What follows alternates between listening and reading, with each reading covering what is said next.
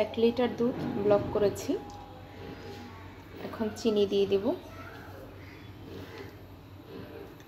স্বাদ মতো চিনি দিয়ে দেব। তালের ক্ষীর বানাচ্ছি, কারণ তালটা দেওয়ার পরে চিনি দিলে দুধটা কেটে যাওয়ার সম্ভাবনা থাকে, ছড়া ছড়া হয়ে যায়। একটু লবণ দিয়ে দিলাম, আর একটু স্বাদ মতো চিনি দিয়ে দিচ্ছি। চিনি দিয়ে জাস্ট মিক্স করে দিচ্ছি।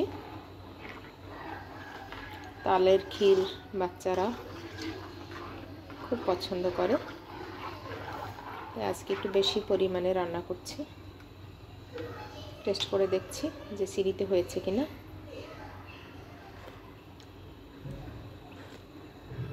মাশাআল্লাহ, চিনি পারফেক্ট। এখন এই যে তালের পিউরি, তাল একদম জাল করতে করতে আঠালো করে ফেলছি। এটা দিয়ে জাস্ট মিক্স করে দেব।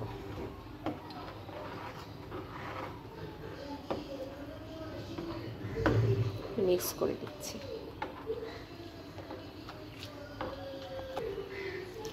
তালের ক্ষীর প্রায় রেডি। এখন দিয়ে দিলাম তেজপাতা দুটো,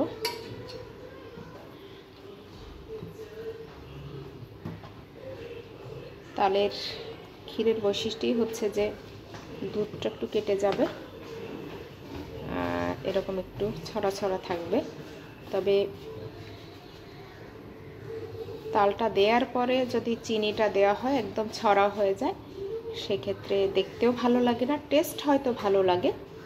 কালকে আমি রান্না করেছিলাম, আগে তালের পিউরিটা মিক্স করে দুধের সাথে, এরপরে আমি করেছিলাম। বাট আজকে একটু ভিন্ন প্রসেসে করেছি। আগে দুধ জাল করেছি, তারপর একটু লবণ, এরপরে স্বাদ মতো চিনি দিয়েছি। চিনিটা মিক্স করার পরে তালের পিউরিটা দিয়েছি। মাশাআল্লাহ, ছোটোবেলায় যেমন মা করতো একদম সেম মনে হচ্ছে। স্বাদ হয়তো মায়ের হাতের স্বাদ একটু বেশি।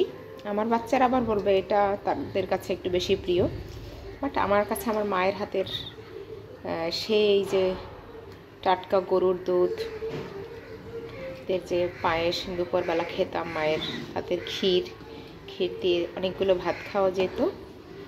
তো মাকে তখন এই মুহূর্তে জিজ্ঞেস করা পসিবল না, তো নিজের মতো করে করলাম। এটাই পারফেক্ট হয়েছে। একটু পাতলা হয়েছে, একটু ঘন হয়ে যাবে, বা ইচ্ছে করলে জাল করে আর একটু ঘন করা যেতে পারে। এরকমেরই আমার মনে হয় পারফেক্ট হবে। এটা দিয়ে এভাবে পরিবেশন করা যেতে পারে।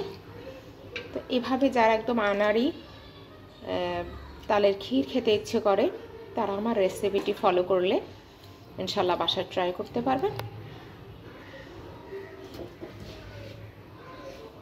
আর কে কুকিং ওয়ার্ল্ড বাই রিমি করিম আমার ইউটিউব চ্যানেলটি ফলো দিয়ে রেসিপিগুলো জেনে নিতে পারবেন।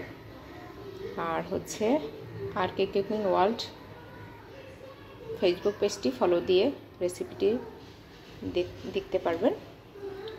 সবাই ট্রাই করবেন। আশা করি সবাই ভালো থাকবেন, সুস্থ থাকবেন, নিরাপদে থাকবেন। সবাই হোমমেড স্বাস্থ্যকর ফুড খাবেন। সবার জন্য শুভকামনা। আসসালামু আলাইকুম।